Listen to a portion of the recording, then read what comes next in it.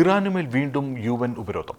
അണുവായുധം വികസിപ്പിക്കുന്നത് തടഞ്ഞ് 2015 ഒപ്പുവെച്ച കരാർ ഇറാൻ ലംഘിച്ചുവെന്ന് ചൂണ്ടിക്കാട്ടി ബ്രിട്ടൻ, ഫ്രാൻസ്, ജർമ്മനി എന്നീ രാജ്യങ്ങളാണ് UN രക്ഷാസമിതിയിൽ ഉപരോധം വീണ്ടും കൊണ്ടുവന്നത്. ഒരു പതിറ്റാണ്ടിന്റെ ഇടവേളയ്ക്ക് ശേഷമാണ് ഇറാൻ വീണ്ടും ഉപരോധ കുരുക്കിലാക്കുന്നത്. അതേസമയം ഉപരോധം ഏർപ്പെടുത്തിയ രാജ്യങ്ങൾക്ക് ഇറാൻ മുന്നറിയിപ്പും നൽകി. രാജ്യാന്തര ആണവോർജ്ജ ഏജൻസിയുടെ മാനദണ്ഡങ്ങൾ പാലിക്കുന്നതിലും അമേരിക്കയുമായി ആണവ സമ്പുഷ്ടീകരണത്തെക്കുറിച്ച് ചർച്ച നടത്തുന്നതിലുമുള്ള വീഴ്ച ചൂണ്ടിക്കാട്ടി ഇറാനെതിരെ UN വീണ്ടും ഉപരോധം ഏർപ്പെടുത്തിയിരിക്കുകയാണ്. ഉപരോധം വൈകിക്കാൻ റഷ്യയും ചൈനയും പരമാവധി ശ്രമിച്ചെങ്കിലും 15-അംഗ രക്ഷാസമിതിയിൽ 9 രാജ്യങ്ങളുടെ പിന്തുണ ലഭിച്ചില്ല. റഷ്യയ്ക്കും ചൈനയ്ക്കും പുറമെ പാകിസ്ഥാനും അൾജീരിയയും ഇറാനെ പിന്തുണച്ചു.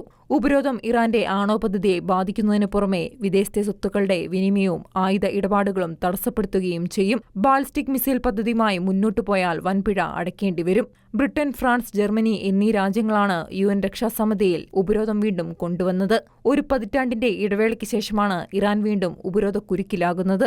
തൊട്ടുപിന്നാലെ ഈ രാജ്യങ്ങളിലെ അംബാസിഡർമാരെ തിരിച്ചുവിളിച്ച ഇറാൻ തീരുമാനം മൂലമുള്ള പ്രത്യാഘാതങ്ങൾ അനുഭവിക്കേണ്ടിവരുമെന്ന് മുന്നറിയിപ്പ് നൽകി. സംഘർഷങ്ങൾ വർദ്ധിപ്പിക്കരുതെന്നും പകരം ചർച്ചകൾ തുടരണമെന്നും ബ്രിട്ടൻ, ഫ്രാൻസ്, ജർമ്മനി എന്നീ രാജ്യങ്ങൾ ഇറാനോട് ആവശ്യപ്പെട്ടു.